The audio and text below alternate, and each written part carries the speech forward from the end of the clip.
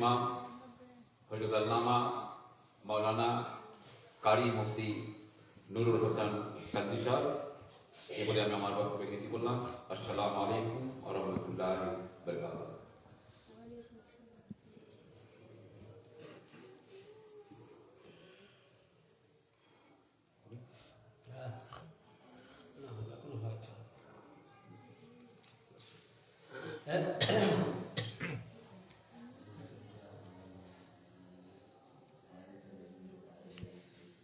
السلام عليكم ورحمة الله تعالى وبركاته. وعليكم السلام. الحمد لله رب العالمين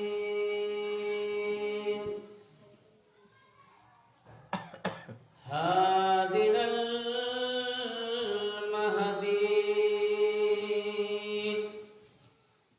شاهدنا المشهورين سيدنا شفيعنا مولانا محمد وعلى آله الطيبين والطاهرين المعصومين الأجمعين وعلى آله وصحابه وبارك وسلم. أما بعد فأعوذ بالله من الشيطان الرجيم ببركاته بسم الله الرحمن الرحيم.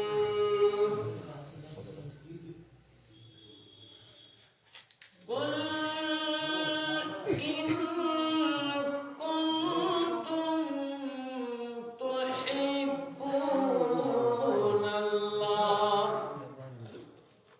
فاتبعوني يحببكم الله ويغفر لكم ذنوبكم والله غفور رحيم. صدق الله العظيم بلغنا رسوله النبي الأمين المتين الكريم رؤوف رحيم.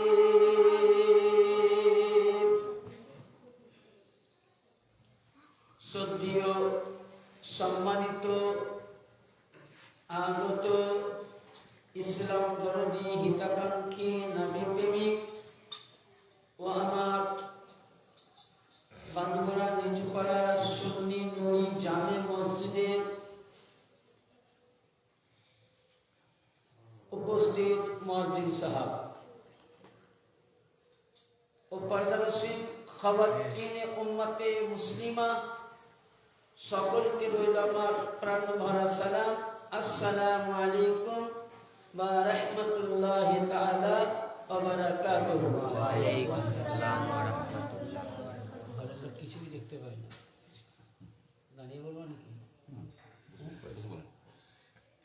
বাইরে থেকে বলছি দাঁড়িয়ে বলবো না বসে বলবো? আপনার অসুবিধা হবে?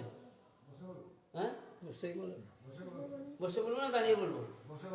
ঠিক আছে, অসুবিধা হবে না তো? আপনি এগিয়ে আসুন, বাচ্চাটা এই তুই এদিকে সরিয়ে বাবা, এখানে আসুন, তোমরা একটু সরে সরিয়ে এসে এখানে দেখা হবে, দেখে না না আপনার কাউকে ডাকো, আপনি সরিয়ে সরিয়ে বলে দেখতে পাবেন না। বা এই তো না দেখতে পারলে শ্রোতা না দেখতে হলে ভালো লাগবে না বাবা। এবারে ক্লিয়ার হবে।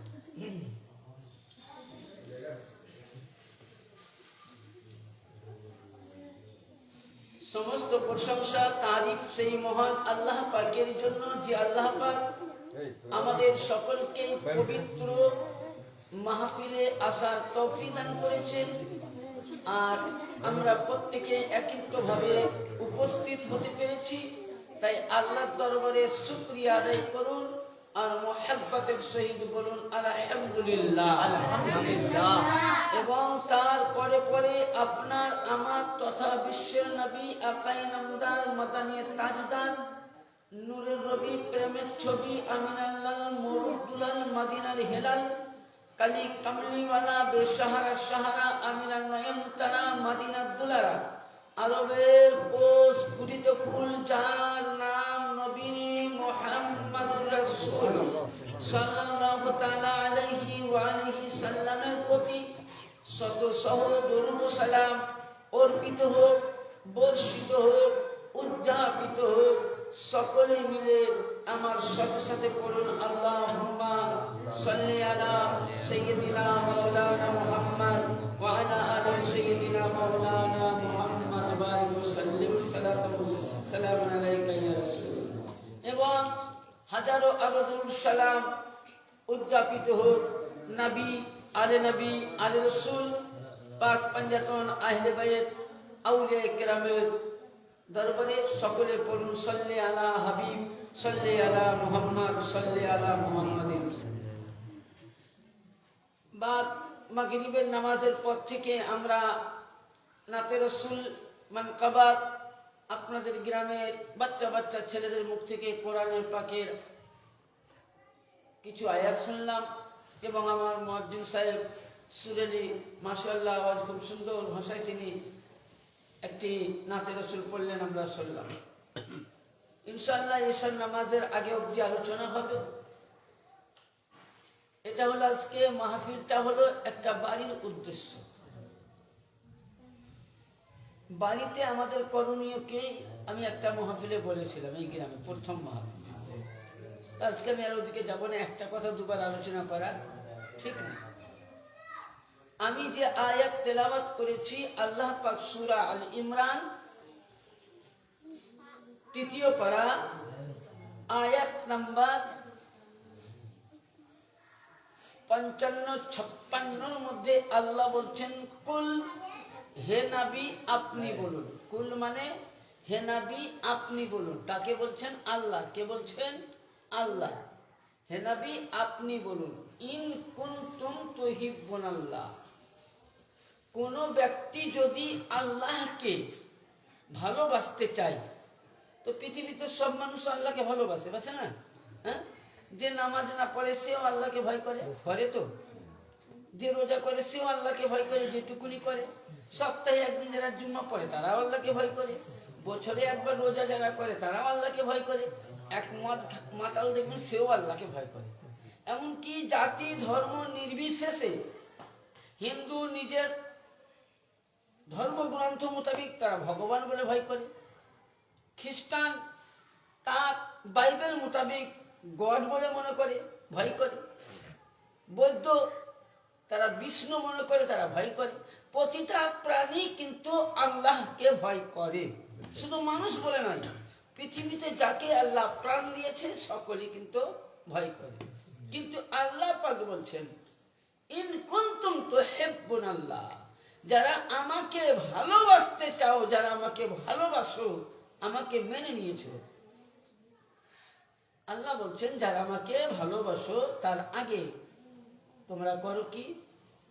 ফাত্তাবিউনি ইহবিবকুমুল্লাহ, হে নবী বলে দিন যারা আমাকে ভালোবাসতে চায়, আমাকে পেতে চায়, আগে যেন ফাত্তাবিউনি, হে নবী সে ব্যক্তি যেন আগে আপনাকে ভালোবাসে। তাহলে বলেন দুনিয়া কে সৃষ্টি করেছে? আল্লাহ। হ্যাঁ, তাহলে আল্লাহ তো বলতে পারতেন যে আগে আমাকে ভালোবাসো তারপর লোককে ভালোবাসো। নিজের স্ত্রীকে ছুঁই পরের বউকে কেউ ভালোবাসবে? হ্যাঁ, যারা লুচ্চা তারা ভালোবাসবে, ওদিকে যাবো না। নিজের স্ত্রী ছুঁই কেউ পরের বউকে ভালোবাসবে? হয়তো ভাবি হিসেবে, বোন হিসাবে ভালোবাসবে। কিন্তু আল্লাহ বলছেন সারাকুল কায়নাত আল্লাহ তৈরি করলেন, জান্নাত তৈরি করলেন, তো আল্লাহ বলছেন ইহবিবকুমুল্লাহ ফাত্তাবিউনি ইহবিবকুমুল্লাহ, সে ব্যক্তি যেন নবী আগে আপনাকে ভালোবাসে। তখন আল্লাহ পাকের রাসূল আমার বলছে আল্লাহ তোমাকে পাওয়ার জন্য আমাকে ভালোবাসবে, ঠিক। তাহলে আমাকে যদি ভালোবাসে তো তুমি উম্মতকে কি দিবে? তাকে কি দিবে? যেমন আমরা মিলাদ শুনতে এলাম, উনি একটা মুখ মিষ্টান করালেন। কি করালেন? নাস্তা পানি করলেন আপনারা, তাই তো। এরপরে হয়তো ওনার সাধ্য মোতাবিক আপনাদেরকে কিছু তাবারুক খাওয়াবে, খাবারের ব্যবস্থা আছে, মিষ্টান মুখ করাবে ওনার সাধ্য মোতাবিক। তো আল্লাহ বলছেন যে হে নবী, কোন ব্যক্তি যদি আপনাকে ভালোবাসে সে আমাকে ভালোবাসা হলো, আর আমি যখন ওই বান্দার প্রতি আপনি রাজি হয়ে যাবেন তো আমি আল্লাহ ওয়াইয়াগফির লাকুম, আমি বকশিয়ে দিব যুনুবাকুম, সমস্ত গুনাহ, ওয়াল্লাহু গফুরুর রহিম। আপনাকে যখনই ভালোবাসবে আর আপনি যখন ওই বান্দার প্রতি পাগল দিওয়ানা হয়ে যাবেন, আমি সমস্ত গুনাহ আল্লাহ মাফ করে দেব। তাহলে কি বোঝা গেল? যে রাসূলকে ভালোবাসলে আল্লাহ বলছেন গুনাহ মাফ। তাহলে ঈমানের মূল কে? নবী, তাই তো? আজকে ঈমান নিয়ে আলোচনা হবে। দেখুন, কোন ব্যক্তি যদি নামাজ না পড়ে তাকে কাফের বলতে আপনি পাবেন না, ফতোয়ায় নাই। অনেকে দেখবেন, অনেক জামাতের লোক আছে, এই তুই নামাজ পড়িস না, মুনাফিক, কাফির, তুই কোরআন পড়িস না, তুই কাফির। না, কাফির বলা যাবে না। ও নামাজ পড়ে না, ও গুনাহ করেছে, ও একটা গুনাহ করেছে, তাকে একবার তওবা করতে হবে আল্লাহর কাছে, যে আল্লাহ আমি অন্যায় করেছি, ভুল করেছি, ক্ষমা করো। আল্লাহ বলছে আমি ক্ষমা করে দেবো। কিন্তু তাকে আপনি ইসলাম থেকে বহিষ্কার করতে পারেন না। কেউ নামাজ পড়ে না, কাফিরের ফতোয়া দেওয়া যাবে না। কেউ রোজা করে না, তাকে কাফির বলা যাবে না। যার ক্ষমতা আছে হজ করে না, তাকে কাফির বলা যাবে না। কিন্তু কোন ব্যক্তি যদি নামাজও পড়ে, রোজাও করে, কাবা বাইতুল্লাহ হজ করে, উমরা করে, কাবাকে ধরে থাকে, কাবার চাদরকে ধরে চুমে, আরো ইত্যাদি ইত্যাদি কাজ করে, কিন্তু সে ব্যক্তিকে আল্লাহ পাকের নবীর হাদিসে কাফির। আপনি বলবেন কি ব্যাপার, মশলা কিরকম? যে এক, নামাজ না পড়লে কাফির বলা যাবে না, কিন্তু রোজা না করলে কাফির বলা যাবে না, তাকে গুনাহগার বলতে পারো, মুনকার বলতে পারো, ইনকার করেছে মুনকার বলতে পারো, ক্ষমা চাইলে আল্লাহ ক্ষমা দিবে। কিন্তু তারপরে আপনি বলছেন নামাজ রোজা করলেও কাফির হয়ে যাবে, সে কোন ব্যক্তি? ইয়ানি আপনার আমার কাছে নামাজ রোজা সবই আছে, আমার এক ওয়াক্ত নামাজ কাজা নাই, তাহাজ্জুদ কাজা নাই, আমার ইশরাকের নামাজ কাজা নাই, চাস্তের নামাজ কাজা নাই, আওয়াবিনের নামাজ কাজা নাই, এবং 5 ওয়াক্ত নামাজ পড়ি আমি, যতটা সাধ্য মোতাবেক দান করি, কিন্তু নবীর শানে আমি বিয়াদবি করি। নবীকে আমি নূর বলে মানলাম না, নবীর খাতামান নবীন বলে নবীকে মানলাম না, নবীর শানে আমি বিয়াদবি করলাম, নবীর তাজিম হলো আমি উঠে চলে গেলাম, এ পাক্কা মুনকার কাফির। তাহলে ফয়সালা হয়ে গেল। কারণ ঈমান কিসে? এটা মেরাজের রাত, তো এটা মেরাজের রাত। আচ্ছা, আমরা যখন মেহমান বাড়ি বেড়াতে যাই, বেটির বাড়ি, নাতির বাড়ি, পোতালকে দেখতে, তো কিছু আমরা মিষ্টি দ্রব্য নিয়ে যাই। কেন? কারণ হচ্ছে, আপনি যদি মিষ্টির প্যাকেট না নিয়ে যান তো আপনার মেয়েকে আপনাকে বাপ বলে গজবে না? কি বলেন, গজবে না? হ্যাঁ, আমার ভাষা বুঝতে পারছেন তো? আপনি মেয়ের বাড়ি গেলেন, আপনি মিষ্টি নিয়ে যাননি, কিছু নিয়ে যাননি, তাহলে আপনি কি গজবে না বাবা বলে? ও অবশ্যই আপনাকে বাবা বলে বুক ভরে যাবে। কিন্তু মিষ্টিটা কেন নিয়ে যায়? ওই বাড়ির ছোট ছোট ছেলে, কে বলবে নানা এসে, কে বলবে দাদা এসে, কে বলবে কাকা এসে, তাদের মুখকে মিষ্টি করার জন্য, খুশি আনার জন্য। তো আমার নবী যখন মিরাজে যাচ্ছেন আল্লাহর সঙ্গে, ইয়ানি এই যে ঈমানের এখানে কথাটা, তো যখন আল্লাহর সঙ্গে লামাকাতে উঠবেন, তো আল্লাহ সামনাসামনি হলেন। এটা সূরা সাফফাতে আছে। আল্লাহ পাক বলতেছেন যে হে মেহবুব, আপনি পৃথিবীর জমিন থেকে আসলেন, তো আমার জন্য তাহফা কি আনলেন, আমার জন্য উপহার কি আনলেন? তো আল্লাহ পাকের নবী বলছেন, হে আল্লাহ, আমি এমনই জিনিস এনেছি যে জিনিস তুমি আশরাফুল মাখলুকাত তৈরি করেছো, কুল কায়নাত তৈরি করেছো, কিন্তু আমি যে জিনিসটা এনেছি তোমার কাছে এটা নাই। আল্লাহ বলছেন, আমি কুল কায়নাতের মালিক, আমি সবকিছু সৃষ্টি করেছি, আমি স্রষ্টা, আমাকে কেউ তৈরি করেনি। সবারই মৃত্যু আছে, আমার মৃত্যু নাই। তাহলে এমন কোন জিনিস আমার দরবারে কমি যা আমি তৈরি করিনি? আল্লাহ নবী চট করে দাঁড়িয়ে বলছেন, আত্তাহিয়াতু লিল্লাহি ওয়াস সালাওয়াতু সুবহানাল্লাহ। কি বললেন? তাহলে কোন নবীর জামানায় আগে কিন্তু আত্তাহিয়াতু ছিল? দলিল দিচ্ছে না, ছিল না। নবী বলছেন আত-তাহিয়াতু লিল্লাহি ওয়াস সালাওয়াতু আত-তাইয়্যিবাতু। তখন আমার নবী পাক যখন বলছেন আত-তাহিয়াতু, ইয়া আল্লাহ পাকিজি ইবাদত, গুপ্ত নামাজ, প্রকাশ্য ইবাদত, প্রকাশ্য নামাজ, চলা বলা, অন্তরের কলবি ইবাদত, সমস্ত ইবাদত পাক ও পবিত্রতার মালিক তুমি আল্লাহ। এবার তখন আল্লাহ পাক বলছেন আসসালামু আলাইকা আইয়ুহান নবী, এ নবী আপনার প্রতি আমার তরফ থেকে সালাম, কি সালাম বর্ষিত হোক। তাহলে নবীকে কে সালাম করছেন? কে করছেন? তাহলে নবীর শান বড় না ছোট? হ্যাঁ, আল্লাহ বলছেন আসসালামু আলাইকা আইয়ুহান নবী, এ নবী আপনার প্রতি সালাম। কিন্তু আল্লাহ এখানে বসে ক্ষান্ত হননি, কারণ আল্লাহ পাক তো ইন্নাল্লাহ আলা কুল্লি বিজাতিস সুদূর, অন্তরের খবর রাখেন। আল্লাহ তো সবই জানেন যে নবীর পরে কি হবে না হবে। আসসালামু আলাইকা আইয়ুহান নবী ওয়া রাহমাতুল্লাহি ওয়া বারাকাতুহু, হে নবী আপনাকে সালাম দিলাম আমার তরফ থেকে রহমত ও বরকত। আসসালামু আলাইনা, এ নবী আবার আমি দিচ্ছি আপনার পরে যারা, ওয়া আলা ইবাদিল্লাহিস সলিহিন, আপনার নসল থেকে কিয়ামত অবধি যত আওলাদ আউলিয়া আসবে, যত আপনার সিদ্দিকিন শোহদা আসবে, প্রত্যেককে আল্লাহর তরফ থেকে সালাম থাকলো।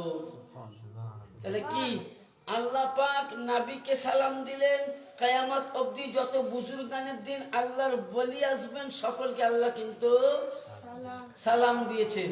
ওয়া আলা ইবাদুল্লাহিস সলিহিন, তখনই আমার নবী বলছেন আশহাদু আল্লা ইলাহা ইল্লাল্লাহ ওয়া আশহাদু আন্না, আল্লাহ পাককে বলছেন হে আল্লাহ আমি গওয়া দিচ্ছি তুমি এক অদ্বিতীয় মাবুদ। তখন আল্লাহ পাক বলছেন ওয়া আশহাদু আন্না মুহাম্মাদান আবদুহু ওয়া রাসূলুহু, ইয়ানি তুমি আমার, আমিও আল্লাহ গওয়া দিচ্ছি তুমি আমার খাস প্রিয় রাসূল এবং খাস বান্দা। তাহলে কি, তাহলে আত্তাহিয়াত কখন পেলাম? মেরাজে। তাহলে কেউ যদি নবীকে অস্বীকার করে তাহলে তাকে আগে মেরাজকে অস্বীকার করতে হবে, আত্তাহিয়াতকে। কারণ আত্তাহিয়াত কোনো নবীর জামানায় ছিল না, আমার নবীর জামানায় আত্তাহিয়াত চালু হয়েছে। তাহলে নবীকে সালাম করলেন আল্লাহ, সালাম নিলেন মুস্তাফা। তাহলে এখানে কি বোঝা গেল যে নবীকে তাজিম করা, সালাম করা আল্লাহ পাকের সুন্নাত। তাহলে নবীর তাজিম শুনে, সালাম শুনে যদি কেউ পালায় তাহলে কার সঙ্গে গাদ্দারি করলো? নবীর সঙ্গে না আল্লাহর সঙ্গে? ফাইসালা বলেন কার সঙ্গে গাদ্দারি? আল্লাহর সাথে। হ্যাঁ, তাহলে আল্লাহর সঙ্গে ধোঁকাবাজি করা, তাহলে ঈমান থাকলো? আজাদির শয়তান বহুদিন তো নামাজ পড়েছিল, একটা হুকুম কামিল না করাতে বহিষ্কার, ইবাদত বরবাদ। তাহলে ঈমানের মূল হলো নবী মুহাম্মদ। যার মধ্যে নবীর মোহাম্মত আছে, যার মধ্যে নবীর প্রেম আছে, যার মধ্যে নবীর ভালোবাসা আছে, যার মধ্যে নবীর ইশক আছে, সেই ব্যক্তি হলো পূর্ণ মুসলমান। নবীর মোহাম্মত কেমন লক্ষ্য করুন। যখন হযরতে ওমর, এটা বুখারী শরীফের হাদিস আছে, হযরতে ওমর ঈমান আনেনি, তো ওই সময় আবু জাহাল একটা মিটিং করেছিল, মিটিং,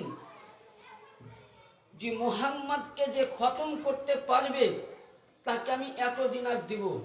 আর আবু জাহালের দলে আমার রসুলের বড় দুশমন ছিল ওমর, সবচাইতে বড় পালওয়ান দুশমন। তো হযরতে ওমর এইরকম করে একটা নাঙ্গা তলোয়ার নিয়ে চলে যাচ্ছেন, লাফাতে লাফাতে। দেখবেন পাড়ায় যখন দ্বন্দ্ব শুরু হয় তখন আরেকজন বলে তুই চলে আয়, তোকে আমি দেখছি। তার বললে খুব লাফাইছে, বলেন আহুতি দেখায়, না পারুক কিন্তু আহুতি তো দেখাতে হবে। তো ওই লোক ওমর লাফাচ্ছে। তো এখানে সময় ওমর রাস্তা দিয়ে যাচ্ছেন, হযরতে নুরমান রাদিয়াল্লাহু তাআলা নবীর সাহাবী বলছে ওমর, বলছে বলো নোমান তুমি কোথায় যাও? তো বলছে তোমাদের ইসলামকে আমি খতম করতে, মানে বলছে মোহাম্মদ সাল্লাল্লাহু আলাইহি সাল্লামকে আমি জবাই করতে যাব, আর রাসূলকে মেরে দিলে ইসলাম আর মানে বুদ্ধিটা বুঝতে পারছেন। তো হযরতে নু'মান হাসতে লাগলো, বলে হাসছে কেন? বলছে তোমাদের রাসূলকে আমি জবাই করব, আমি বড় পালওয়ান, আমার মতন এই জায়গার মধ্যে যোদ্ধা ক্ষমতাশীল কেউ নাই, আর তুমি হাসছো? তো বলছে ওমর, আগে তুমি মুহাম্মদকে মারার পূর্বেই, রাসূলকে মারার পূর্বে আগে তোমার পরিবারকে ঠিক করো। বলেন সুবহানাল্লাহ। বলে কেন? বলছে তোমার বোন এবং তোমার বোহনাই মানে দুলা ভাই দুজনে ঈমান এনেছে, এর আরো মাথা গরম, মানে ইসলামের দুশমন, আর ওর বাড়িতে কালেমার ঝান্ডা। দরজায় গেলেন, আওয়াজ দিচ্ছে কে? তো দুই বোনে, কোরআন শরীফ তো তখন অল্প নাজিল হয়েছে, যে আয়াতটুকুন পেয়েছেন, দুই বোন আর বোনের স্বামী দুইজনে কোরআন পড়ছে। দরজা ঠকঠক করে বলে কে? বলছে আমি ওমর। এরা তাড়াতাড়ি করে কোরআন পাকের আয়াতগুলোকে লুকিয়ে দিল, যেমন লুকিয়ে দেওয়া। ওমর বলছে বোন, তুমি কি শুনলাম ইসলাম গ্রহণ করেছো? তো বলে হ্যাঁ। বলে তুমি আমার সামনে বলছো? বলে হ্যাঁ। বলছে এতদিন আমি বুত পূজা করেছি, মূর্তি পূজা করেছি, পানি পূজা করেছি, পাথরের পূজা করেছি, বৃক্ষর পূজা করেছি, তারার পূজা করেছি, সূর্যের পূজা করেছি, আমি কত মিথ্যা বলেছি, কিন্তু যেদিন থেকে আমি মুহাম্মদ রাসূলুল্লাহ সাল্লাল্লাহু তাআলা আলাইহি সাল্লামের হাতে হাত দিয়ে আমি কালেমা আশহাদু আল্লা ইলাহা ইল্লাল্লাহ ওয়া আশহাদু আন্না মুহাম্মাদান আবদুহু ওয়া রাসূলুহু পড়ে ঈমান এনেছি, সেদিন থেকে আমি মিথ্যা বলা বন্ধ করে দিয়েছি। বলুন সুবহানাল্লাহ। তাহলে কি বোঝা গেল? তাহলে ওনার বোন তো জান বাঁচা লাগি মিথ্যা বলতে পারে কিনা? হ্যাঁ, পারতো, হতো কিনা? কিন্তু আমরা কি করছি? নিজেকে বাঁচার জন্য কত যে মিথ্যা কথা বলি তার ঠিক নাই, বলি না? হ্যাঁ, আপনি যাই করুন, যদি আপনার গর্দান চলে যায়, যদি আপনার দেহ টুকরা হয়ে যায়, তো জীবনে কোনোদিন মিথ্যার আশ্বাস নিবেন না। আল্লাহ পাক বলছেন ওয়াতুইজ্জু মান তাশা ওয়া তুযিল্লু মান তাশা। কোরআন বলতেছে ইজ্জতের মালিক আমি আল্লাহ, আর মানুষকে জিল্লত দেওয়ার মালিক আমি আল্লাহ। আপনার যদি ইজ্জত থাকে, আপনার যদি সম্মান আবরু থাকে, পৃথিবীর পার্লামেন্টের প্রধানমন্ত্রী এসে আপনাকে বেইজ্জত করতে পারে না। আর আপনার নামে যদি জিল্লাত থাকে, আপনার নামে যদি খিয়ানাত থাকে, আপনাকে যদি বেইজ্জত করার থাকে, পৃথিবীর মানুষ আসলেও আপনাকে ইজ্জতের সিংহাসন দিতে পারবে না, পারবে না। তো ওইরূপ হযরতে ওমরের বোনের নাম ছিল সালমা। তো দুই বোন এবং বোনের স্বামীকে এত মার মেরেছিল, হাদিস শরীফে আছে যে রক্ততে বুঝলেন পুরো জমিন ভেসে গিয়েছিল। বলছে একবার তুমি কালেমা পড়ে নাও। তো উনি এক ভাষায় বলেছিলেন যে তোর দে হাড্ডিয়াঁ মেরি সভি। এই উমর, তোর দে हड्डियां मेरी सभी, हम जब तक जान है दामने मुस्तफा हम छोड़ेंगे ना कभी। তার বোন এবং দুলাভাই বলতেছে হে উমর, যদি আমার দেহ থেকে হাড্ডি টুকরা টুকরা করে দাও, আর কালবের মধ্যে যদি আত্মা থাকে, প্রাণ থাকে, তো আমি যদি জবাই হয়ে যাই, প্রতিটি রক্তই বলবে আমি সব ছেড়ে দিতে পারি, কিন্তু মুহাম্মদ রাসূলুল্লাহ দামান আমি ছাড়তে পারি না। এর নাম হলো ঈমান ও মুহাব্বত। তো যখনই ওমর এত মারার পরে সিধা হলো না, ওমর বলছে তোমার আল্লাহর কোরআনটা দাও তো দেখি। তো ওখানে লেখা আছে লিল্লাহি মা ফিস সামাওয়াতি ওয়া মা ফিল আরদ। আসমান জমিন, চন্দ্র সূর্য গ্রহ নক্ষত্র, সারা ভূমণ্ডল পৃথিবীর জিনিসের মালিক হলেন আল্লাহ।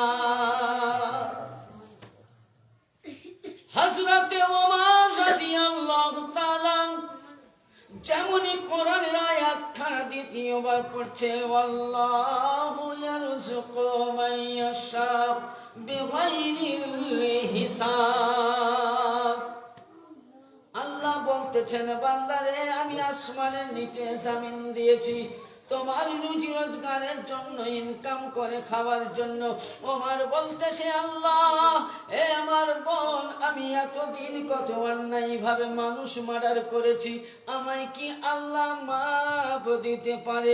চলো চলো ওই মুহাম্মাদের দরবারে চলো।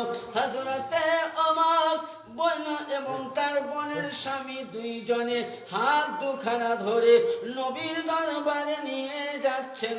হযরতে আমিরে হামজা, নবীর লাফতে জিগার, নবীর নয়নের চাচা, নবীর অন্তরের পেয়ারার চাচা, সাইয়েদিনা শহীদ আযম আমিরে হামজা দরজায় দাঁড়িয়ে তলোয়ার নিয়ে আছে, তলোয়ার নিয়ে আছেন। তো আমিরে হামজা বলছেন, ইয়া রাসূলুল্লাহ, বুঝতে পারছেন, হামজা নবীর চাচা, নবী ভাতিজা। তাহলে আমিরে হামজা নবীকে কোনদিন এই ভাতিজা মুহাম্মদ বলে কি কথা বলেন দেখেছে? আমি কেন বড় বড় মুক্তিয়া বলে নিতে পারবে না, কিন্তু এখনকার কিছু বললেন মোল্লা মুন্সি আছে, কাঠমোল্লা বলতেছে নবী না তো মাটির তৈরি, নবী আমাদের মতন মানুষ। নাউজুবিল্লাহ, নবীর চাচা কোনদিন মুহাম্মদকে ভাতিজা বলে রাখেনি। আজকে কিয়াম করবেন তো বলছে ইয়া নবী, কেন আগে বলছে ইয়া নবী বলা তো চলবে না, বলছে ইয়া নবী তো বলা চলবে না, আগে নবীর নাম নিতে হবে। ইয়া কেন আসলো? আল্লাহ পাক তো কোরআনেই বলেছে, আল্লাহ কোরআনে যেখানে নবীর নাম নিয়েছে সেখানে মুহাম্মদ বলেনি। আপনি কোরআন উঠান, ইয়া আইয়ুহাল মুজাম্মিল, ইয়া আইয়ুহার রাসূল, ইয়া আইয়ুহান নবী, ইয়া আইয়ুহাল মুদাসসির, ইয়াসিন, তাহা, এইভাবে আল্লাহ পাক তাজিমের সহিত নাম নিয়েছেন। তাহলে আপনি আমি সুন্নি মাযহাব, সে মালিকি মাযহাব হোক, শাফি মাযহাব হোক, হানাফি মাযহাব হোক, প্রতিটা মাযহাবের লোক আমরা নবীর শানে কায়াম করি। আল্লাহর বিধান যে আল্লাহ পাক কোরআনের নবীকে তাজিম করে ইয়া শব্দ দিয়ে সম্মান দিয়ে ব্যবহার করেছেন, সে তাজিমের সহিত কোরআনের ভাষা পেয়ে আমরা কে ইয়া নবী বলে সালাম জানাই। আসুন এবার, তো আমিরে হামজা বলতেছেন যে হুজুর ওমরে ফারুক আসছে, তো নবী পাক বলছেন ওমর আসেনি, ওমরকে আমি দোয়া করে চেয়ে নিয়েছি। বলুন সুবহানাল্লাহ। তাহলে নবীর দোয়া বাদ যাবে? বাদ যাবে কি? কোনোদিনই বাদ যাবে না। হযরতে ওমর নবীর কাছে কালেমা পড়লেন। তাহলে এই যে একটা ঈমানি তাকওয়া, এর নাম হলো ঈমান, এর নাম হলো তাকওয়া, এর নাম হলো পরেজগার। এই রকম নবীর মুহাব্বতের পাগল হতে হবে। হ্যাঁ, আমরা হায়রে মানুষ, আমরা নবীর পাগল হতে পারলাম না। আরে সামান্য উস্তুনে হান্না একটা খাজুর গাছ, কি বললাম, বুখারী শরীফ, মুসলিম শরীফ, বিভিন্ন হাদিসে পাবেন। উস্তুনে হান্না নবীর জামানায় একটা খাজুর গাছ ছিল, যেখানে নবী বসে মেম্বার করেছিলেন, খুতবা দিতেন। কি দিতেন? খুতবা। তো উস্তুনে হান্না খুতবা দেন নবী। এমন সময় কিছুদিন পরে কোন একজন মালদার মালেকা, ইয়ানি একটা মালদারি মেয়ে ছেলে রাসূলকে বললেন, সাহাবিয়া ছিলেন, বলে ইয়া রাসূলুল্লাহ, আমি একটা মসজিদ নববীতে মেম্বার করে দিব। তো আল্লাহ নবী রাজি হলেন, মেম্বার হলো। ওই উস্তুনে হান্না খাজুর গাছটাকে নবী বললেন মসজিদ নববীর বারান্দায় ফেলে দাও। তো মেম্বার হয়ে যায়, নবী ওখানে বক্তব্য দেন, হাদিস কোরআন শোনান, বক্তব্য শোনান। এহেন সময় আল্লাহ নবী, দয়ার নবী, আমার নবী মুস্তাফা একদিন হঠাৎ সাহাবায়ে কেরামকে তালকিনে ইসলাম দিচ্ছেন। তো এহেন সময় দেখতে পেয়েছেন বাচ্চা ছেলে যেমন কান্না করে, বাচ্চার মতন শব্দ পেল। আল্লাহ নবী বলছেন, সাহাবায়ে কেরাম তোমরা চারিদিকে ছুড়ে যাও, এই কর্নারের মধ্যে কোথায় বাচ্চায় অসহায়ের মতন কান্না করছে। তামাম সাহাবায়ে কেরাম কর্নার কর্নার গলি গলি খুঁজতে লাগলো।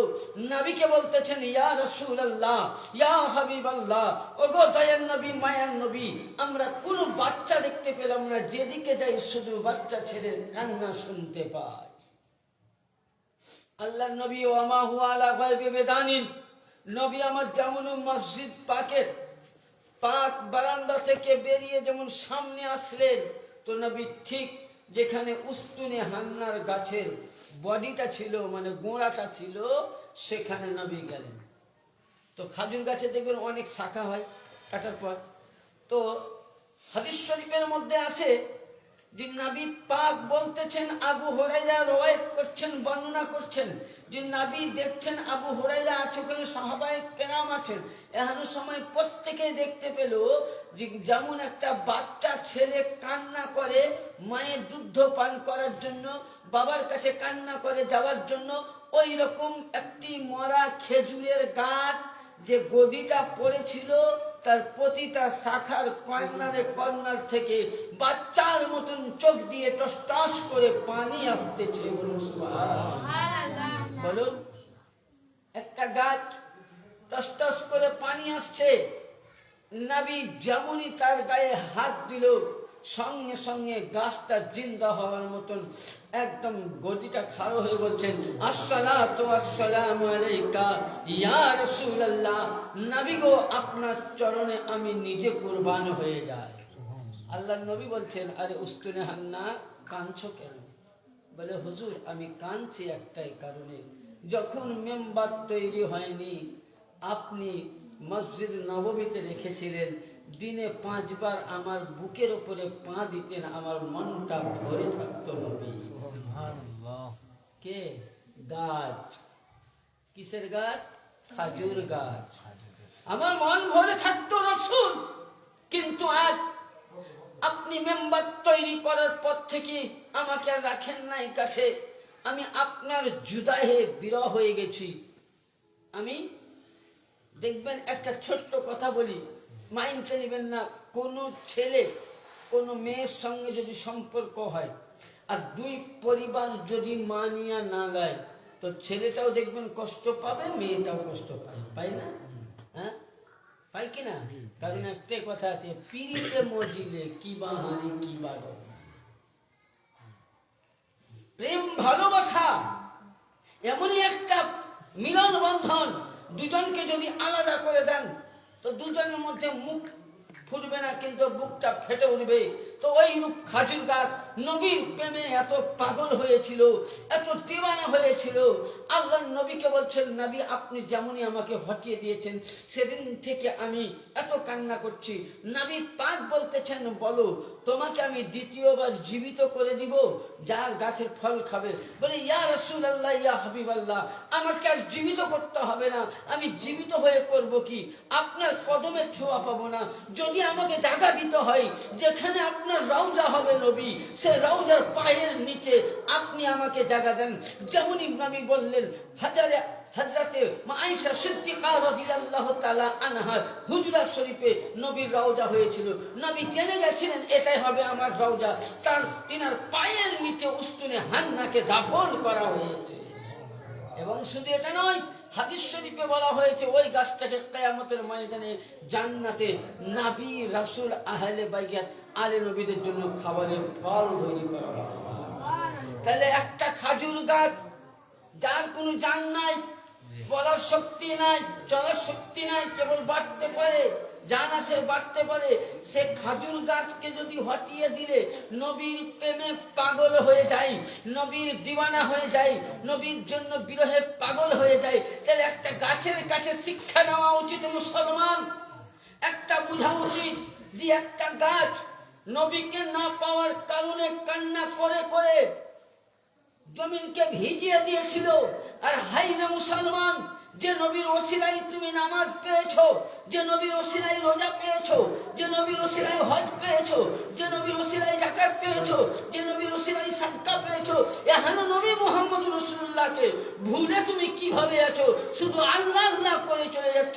ওরে আল্লাহ আল্লাহ বললেও তুমি আল্লাহ পাবে না, আগে মুহাম্মদের গোলাম না হলে আল্লাহও পাওয়া যাবে না। আগে রাসূলের গোলাম হতে হবে। খাজুর শিক্ষা দিল খাজুরের গাছ যে আমি নবীর বিরহের গোলাম। একবার দরুদে পাক পড়ুন আল্লাহুম্মা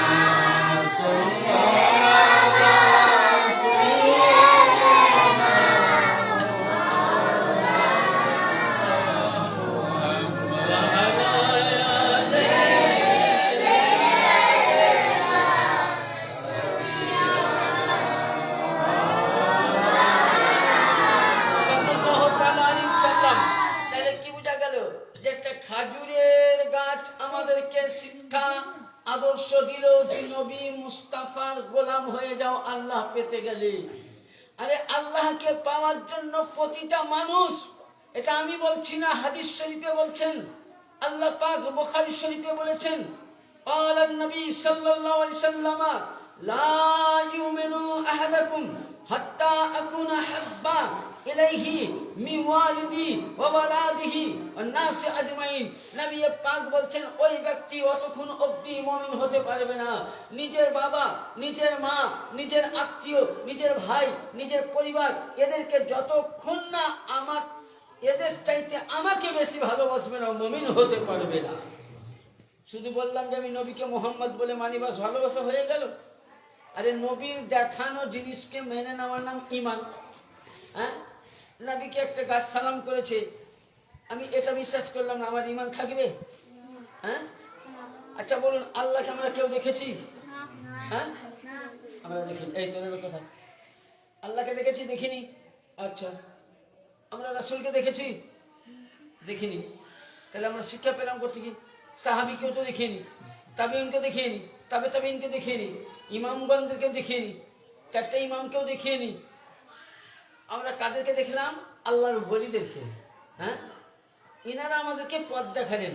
আর আল্লাহ পাক প্রথমেই বলেছিলেন ওয়া আলা ইবাদিল্লাহিস সালিহিন, হে নবী আপনার আওলাদের প্রতি, সালেহিনদের প্রতি আমার সালাম থাকবে। এই কারণে আল্লাহ পাক বলেছিলেন। তাইলে নবীর রাস্তা কোথা থেকে? ইয়ানি কোরআন হাদিস দ্বারা বোঝা গেল যে আল্লাহর পরিচয় নবী দিয়েছেন, আর নবীর পরিচয় আহলে বাইত দিয়েছেন, আর আহলে বাইতের পরিচয় কে দিয়েছেন? আল্লাহর ওলিগণ দিয়েছেন। তাহলে প্রথম ধাপ হলো আল্লাহর ওলি। ওলির যারা দামান ধরে নিল তারা নবীওয়ালা হলো, আহলে বাইতওয়ালা হলো, আল্লাহওয়ালা হয়ে গেল। সুবহানাল্লাহ। আচ্ছা, মানুষ যদি উপকার না পায় তো খাজার দরবারে এমনি যাচ্ছিল? হ্যাঁ, কোটি কোটি লোক। হ্যাঁ, বাগদাদ শরীফ এমনি যাচ্ছিল? এ ভাইরা বেরেলি শরীফ যায়, ওদের পীর সাহেবের কাছে এমনি যায়? তাহলে তো কিছু পায়। হ্যাঁ, তাই তো আমি আমার পীর মুর্শিদের দরবার মেদিনীপুর যাই, কলকাতা যাই, মঙ্গলকোট যাই, তাহলে কিসের জন্য? যেহেতু আমরা গুনাহগার, পাপী, আমাদের দোয়া কবুল হয় না, এই ওলির দরবারে গিয়ে কিছু আমরা ফায়েজ ও নিয়ামত নিতে এসেছি, তাই তো? আমরা দিতে যা নাই। খাজা মঈনুদ্দিন চিশতি রহমতুল্লাহ আলাইহির দরবারে ইনার পীর মুর্শিদের নানা হুজুর, পর নানা হুজুর আহমদ রাজা বেরেলভি, উনি খাজার দরবারে গিয়েছেন।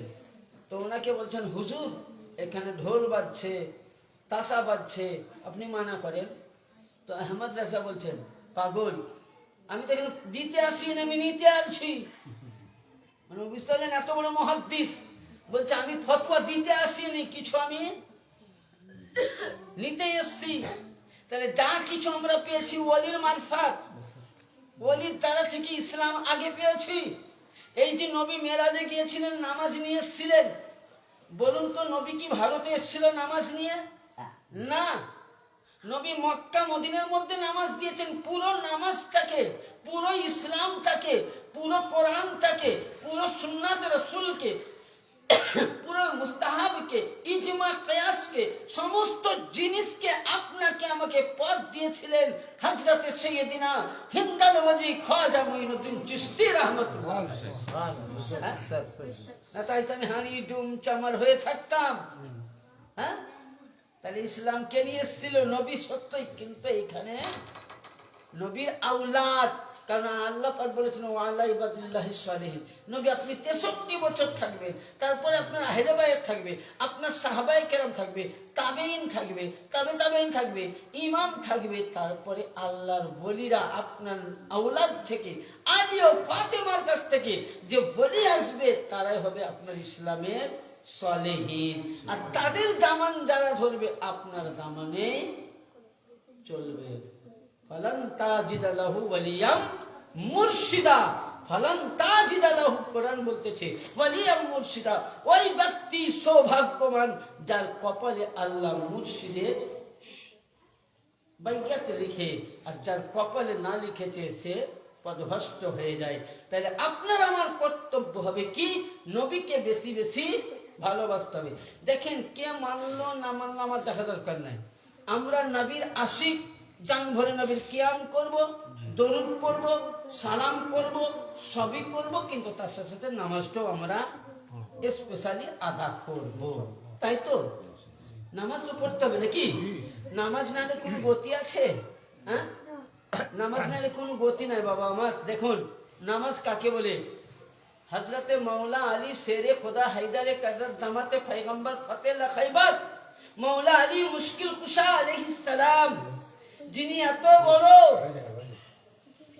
যিনি খাইবারের দেওয়ালকে উঠিয়েছেন, যিনি এত বড় পাওয়ার, মক্কাতে যখন বুত ছিল ওপরে, তো আল্লাহ নবীকে বলছেন ওমরে, আল্লাহ নবীকে বলছেন হযরতে আলী বলে ইয়া রাসূলুল্লাহ আপনি আমার কাঁধ মুবারকে চাপেন আর বুতগুলোকে পারেন। তো নবী পাক বলতেছেন না আলী তুমি আমার কাঁধে চাপো, তাহলে নবুয়তের কাঁধে বেলায়েতের পা। নবীর কাঁধে দুইজন চেপেছিল, তিনজন, হযরতে ইমামে হাসান, ইমামে হুসাইন, মৌলা আলী। তাহলে এরা কে? হ্যাঁ, ওলি এখান থেকে হয়েছে, ওলি গলি থেকে হয়নি, ওলি ফুটকালি থেকে হয়নি, ওলি থিয়েটার থেকে হয়নি, ওলি হয়েছে আলীর ঘর থেকে। যে বেলায়েতের পা নবুয়তের ঘাড়ে, নবী বলছেন আলী তুমি চাপো। আমার মৌলা আলী মুশকিল কুশা করলেন কি, কদম রাখলেন, উনি বুতগুলো পাটতে যাবেন। তো মৌলা আলীর এত বড় আল্লাহ ক্ষমতা দিয়েছিলেন যে নবুয়তের ঘাড়ে পা দিয়ে মৌলা আলী বলছেন ইয়া রাসূলুল্লাহ আমি আপনার ঘাড়ে পা দিয়ে আমি আরশে আযম পর্যন্ত দেখতে পাচ্ছি। সুবহানাল্লাহ। বেলায়েতের পাওয়ার মানে নেগেটিভ পজিটিভ যখন তার এক হয়ে যায়। এখন ধরুন এই বল চলছে, এর পাশে আপনি চার জায়গায় 2500 করে 10,000 বুঝলেন হ্যালোজিন লাগান, তো কার কোনটা আলো বুঝতে পারবেন? পারবেন কি? যে এটার আলো তখন একই হয়ে যাবে, মানে পাওয়ার চারটারই 2500 করে পাওয়ার একই হয়ে যাবে। তো ওইরূপ আলী ও নবী, ইনি হলেন নবুয়তি নূর, ইনি হলেন বেলায়েতি নূর, দুটি নূর এক হয়ে আমার নবী মুস্তাফা মৌলা আলীকে কি করলেন? আরশে আযম দেখালেন, বুতকে নিচে নামায় ফেলা করালেন। তো এখনো মৌলা আলী নবীর সাথে সফরে যাচ্ছেন, তো রাস্তার মধ্যে নবী বসে আছেন। তো এমন সময় নবী বলছেন আলী আমি একটু বিশ্রাম নেই। বেলায়েতের কোলে নবুয়ত আরাম করছে, আমার নবী বেলায়েতের কোলে নবী আরাম করছেন। এমন সময় মুয়াজ্জিন আজান দিচ্ছে হাইয়া আলাস সালাহ, হাইয়া আলাস সালাহ করে উঠলেন। আজান শেষ হয়ে গেল, তবু আলী কিন্তু নামাজের দিকে আগাচ্ছেন না। আজান শেষ, এই হতে জামাত শেষ হয়ে গেল, নবী কে আলী কিচ্ছু বলছেন না। এমন সময় আকাশের দিকে তাকাতে লাগলেন, সূর্য ঢলতে ঢলতে ঢলতে ঢলতে বুঝলেন লাল বর্ণ হয়ে গেল, এমনকি সূর্য বুঝলেন ডুবে গেল। আর এদিকে বুঝলেন আকাশে পাখিরা সব কিচিমিচি করে নবীর প্রতি দরুদ গাইতে লাগলো, আর মাওলা আলীর দুই নয়নে অশ্রু বইতে লাগলো। সুবহানাল্লাহ। কেন কাঁদছেন? আরে যার কোলে নবী শুয়ে আছে, আলীও মর্যাদাওয়ালা, নবীও মর্যাদাওয়ালা, বেলায়েতের কোলে নবুয়ত শুয়ে আছেন, আর মাওলা আলী কান্না করছেন। এখন সময় ফারিস্তারা আল্লাহকে বলছে, আল্লাহ মাওলা আলী কেন কান্না করছেন? মাওলা আলীর তো সৌভাগ্য যে নবুয়ত বেলায়েতের কোলে আরাম করতেছে। আমার আল্লাহ পাক বলেছিলেন, আল্লাহ পাক বললেন যে হে ফারিস্তা মণ্ডলী, যখন হজরতে নবী মুস্তাফার আমার মেহবুবের আব্বা ইন্তেকাল, মা ইন্তেকাল করে, দাদা ইন্তেকাল করে, তো নবুয়তের বাড়িতে, বেলায়েতের বাড়িতে নবুয়ত লালিত পালিত হয়েছে। ইয়ানি আলীর বাবা সৈয়দিনা আবু তালিবের কাছে নবী লালিত পালিত হয়েছে। কিন্তু নবীর পরে আবু তালিব চলে যাওয়ার পরে হযরতে মাওলা আলীকে লালিত পালিত নবুয়ত করছে। কিন্তু আল্লাহ আজকে আলী কেন কান্না করছে? কারণ কি? নবী আল্লাহ পাক বলছেন, হে ফারিস্তা মণ্ডলী, আলী কাঁদছেন মনে মনে, আল্লাহ আমি জীবনে কোনোদিন আমার নামাজ কাজা হয়নি, জীবনে তাহাজ্জুদ কাজা হয়নি, জীবনে জোহর কাজা হয়নি, আসর কাজা হয়নি, কোনো নামাজ কাজা হয়নি, কিন্তু আজ আমার কোলে নবী আরাম করছে। যদি নবীকে জাগাই এটাও বিয়াদবি, নামাজ ছুটে যাচ্ছে, বড় বিয়াদবি আরো হয়ে গেল। আল্লাহ আমি কি করব এই বলে কাঁদতেছেন। আর নবীর মাওলা আলী দুই ফোঁটা নয়ন নবীর গাল মুবারকে পড়লো। নবী চট করে আঁখি খুলে বলছেন, আলী तुझको किस चीज ने रुलाया बता दे मुझे जल्दी। বলে ইয়া রাসূলুল্লাহ, আমাকে কেউ মারেনি, আঘাত করেনি, দংশন করেনি, কান্না কেন করছো? বলে হুজুর সূর্য ডুবে গেছে, কিছুক্ষণ পরে মাগরিবের আযান দিবে, আমার আসরের নামাজ কাজা। আলী তুমি কি নামাজ পড়বে? বলেন সূর্য উদিত করে কে?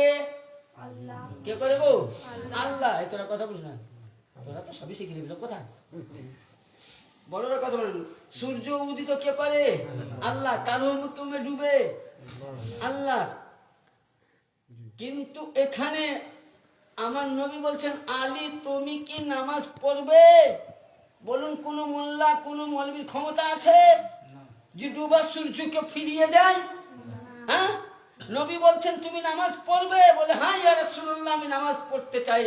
আল্লাহর নবী আঙ্গুলের ইশারা করলেন যে এ ডুবা হুয়া सूरज वापस आ जा, असर के वक्त हो जा और मेरे आली को नमाज का टाइम बता दे, नमाज पढ़ने दे।